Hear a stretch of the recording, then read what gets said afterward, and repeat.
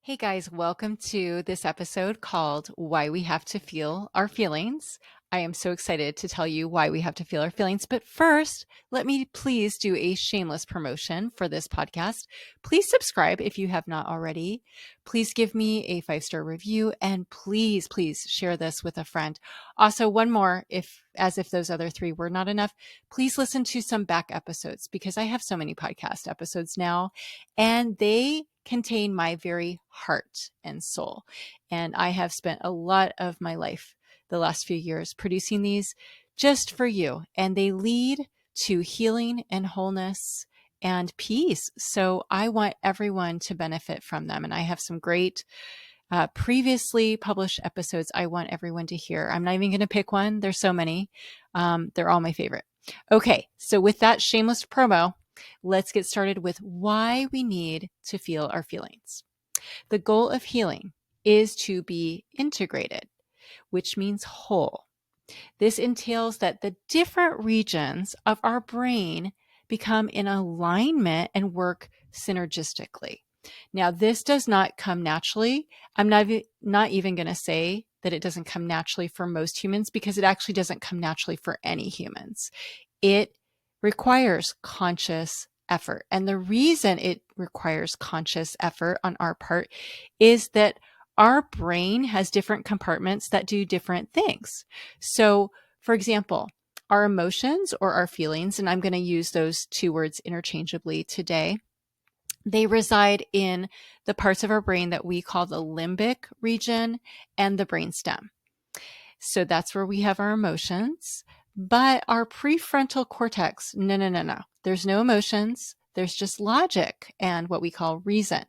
So because of that, it can cause and often causes a type of splitting or fracturing of our very selves because parts of us are feeling anger and even hatred in certain parts of our brains. But then the other parts, like the prefrontal cortex, doesn't feel those feelings because they are not logical. And we actually will talk ourselves out of our feelings. It happens all the time. So let's talk about this because what trauma is at its essence is a splitting within us. It's a type of internal conflict that causes a fracturing of us. It is caused by external phenomena, but the damage that it creates is internal, and it's that we ourselves are fractured or what we call disintegrated, which is the opposite of wholeness. So many of us dissociate chronically from our feelings by staying in our prefrontal cortex and staying in what we call the logical, rational way of seeing the world. And that causes the fracturing. So in order for us to heal, we need to understand how emotions work. First, they're not logical, if you haven't guessed. They are not logical from an adult perspective. The adult perspective, which does live in the prefrontal cortex, sees things rationally. So in order to work with emotions, we need to allow ourselves to see things from a child's vantage point, which is never logical. We need to know that emotions are not right or wrong or good or bad.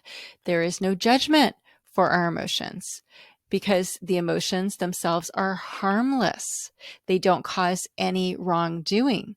Now, what we do with those emotions, our behaviors, we can have judgment for, but those are two distinct and separate things. And so we don't judge our feelings of anger because they're involuntary. We don't judge any feelings because they are all involuntary versus our actions. So judgment has no place. Feelings are made to be shared. What's shareable is bearable. They are most debilitating when we feel them in isolation because then they overwhelm us. And that's not how feelings are meant to be felt. So, on the contrary, when we share our feelings with someone who has empathy, who validates us, who feels those feelings with us, they dissipate and we find relief. And emotions are there to give us wisdom. If I feel anger in my body, it is there for me to attune to ask it why it's there, what's prompting it, and to ask it what it needs from me. It may need me to engage in assertive speech with someone or create a boundary or create some type of accountability. But what it needs first and foremost is to be understood by me and not judged. The word emotion is mostly composed of the word motion, which is exactly what emotions want to do. They want to move us forward in some way. They want to give us wisdom for what that motion entails.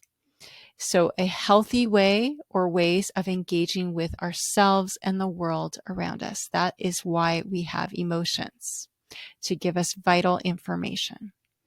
And one emotion I want to talk about today that we haven't really talked about yet on this podcast is anger at ourselves, which is what I actually call regret. I believe regret encompasses anger at ourselves, and we don't talk a whole lot about that. So a recent study, it was published in a journal called the Journal of Psychological Trauma last year, 2024, published a study that showed that anger at ourselves is most associated with PTSD and prolonged grief disorder more than other types of anger. And the study actually concluded, they said anger towards the self seems to be the most detrimental type of anger. So why is it that our anger at ourselves is so detrimental? One reason I believe is because we talk ourselves out of this anger because it's not logical. So let me give you an example.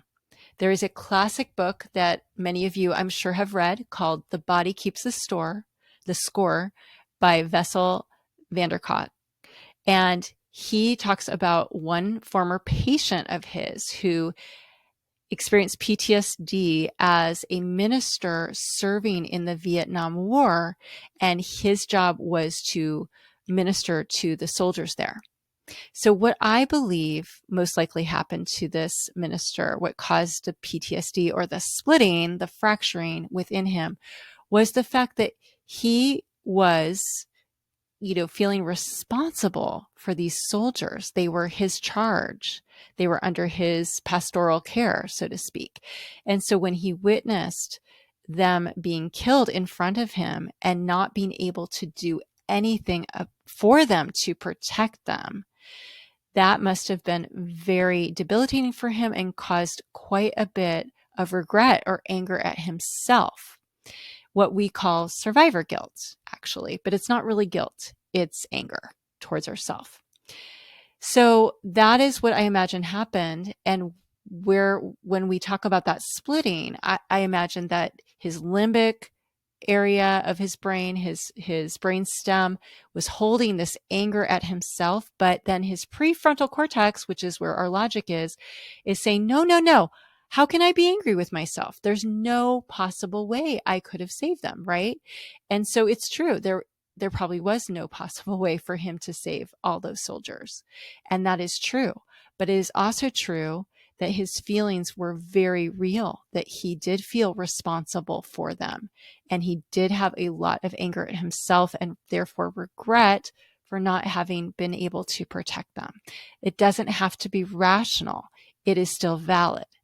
So this is a perfect example of what most of us experience as trauma, whether it's from a one-time event or from chronic experience of our childhood, where what is logical does not correspond with our emotions, and it causes this splitting within us. The splitting is the actual trauma within us, not the events themselves and not the emotions themselves, but the splitting created between the parts of our brain. The only way we can heal the rift inside us is to connect to our inner child who feels things that are simply not logical and validate those feelings. We can no longer talk ourselves out of these feelings, because doing so causes us to further abandon our inner child, adding to that fracture. So basically, the brain gets stuck, right? So his brain cannot process the anger at himself, because not all of the brain is working synergistically and in alignment in order to be able to process it into completion. So it's stuck at a place of incompletion. And that is the trauma that causes PTSD. So this might be hard to do for us to approach, but as we choose to validate our inner child or our irrational younger self, we are choosing to attune to that part of us and make her a priority, perhaps for the first time in our entire lives. And this is vital. We are choosing to say, little Bronwyn or younger Bronwyn, you have every right to feel angry at your parents, because from your perspective, you absolutely were neglected by them. Even though I see now as an adult how your parents just didn't know better, you don't see that. And I know that from your perspective, you just feel utterly alone and abandoned and hurt. And I see how much it hurt you. And so your anger is valid. The truth is, feelings are not logical, but they are valid. And they are there for a reason, to give us insight as to what we need, to help us become integrated and whole. The military minister can do this for himself by validating the younger part of him that is angry with himself for failing to protect those soldiers he felt responsible for, even though it wasn't actually possible. If he were my client, I would lead him in a self-forgiveness exercise. And dear listener, please pay attention to this next part, because I want you to appropriate a self-forgiveness exercise for yourself. Because if you're human, and I'm imagining you are, you have suppressed anger at yourself, most likely for at least one thing. We all do. Some regret. So I want you, and I don't know what that's for, of course, in your experience, but I want you to adopt this and appropriate the kind of structure of this exercise that I'm about to share with you for yourself, so you can give this to yourself and bring about more integration. So what I would have him do, I'm going to call this minister John. I don't know his actual name, but I would have him close his eyes and imagine his younger self who was in the Vietnam War. And I would have him imagine that his present day self goes to that younger version of himself, looks him in the eyes and says, "Younger John, I am so angry at you for not having protected these soldiers who were under your care. You failed them, and I see that clearly. But I am also, from my vantage point today, able to take into account a lot of other things that are going on. So, for example, your circumstances, the fact that you were never trained to fight, that you don't even have a firearm as a minister, that it's actually not your job. It's not part of your job description to physically defend these soldiers. And the truth is, even if you were to try, it would be futile, because they are outnumbered and they are ambushed. Younger John, I know you feel responsible for them, but the truth is, it is not possible to be responsible for anyone but ourselves. We're responsible to people, but never for them. We are only responsible for ourselves. I see how you were conditioned from childhood to believe you were responsible for people, because your dad depended on you to take care of your younger siblings and your mother. And I see now what an impossible task this was, and how completely unrealistic those expectations were. And I'm sorry, younger John, because I believed them too for a long time. But now I see What a lie this was to believe that we actually could be responsible for others. And it's a lie that's created a lot of false guilt for us. So because I'm able to see all this now, I forgive you, younger John, for failing to protect these soldiers. And now we're going to work as a team, collaboratively, you and me, together, to be responsible for ourselves and responsible to others. So feel free to adopt that. Like I said, the basic structure. So notice that when I'm leading him in that self-forgiveness exercise, first, I'm being very irrational. I'm having him tell him that he is angry at him for not doing something that was actually impossible, because that's what that part of his brain feels, that even though it's not rational, he's still angry. And we need to go there. We need to allow ourselves to feel that and be irrational in that moment, to go to those feelings. Here's the fundamental principle at work. What heals trauma is a restoration of our relationship to ourself, which requires all parts of us, the older part and the younger part, the logical and the illogical parts of us, to heal the rift within ourselves and to become unified through integration.